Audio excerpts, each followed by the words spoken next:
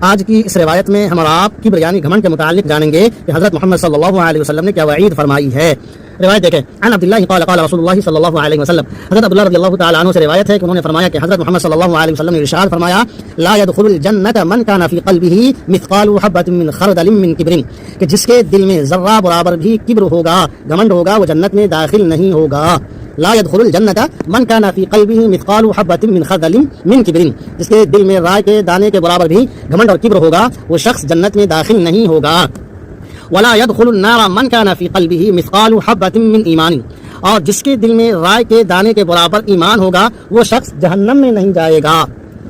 ولا يدخل النار من كان في قلبه مثقال حبة من ایمان، جس کے دل میں رائے کے دانے کے برابر ایمان ہوگا، وہ جہنم میں نہیں جائے گا۔ رواہ الترمذی۔ ایک دوسری روایت بھی اسی کے مثل آئیے دیکھیں، عن سلمة بن الاکوع عن ابیہ قال قال رسول اللہ صلی اللہ علیہ وسلم، حضرت سلمہ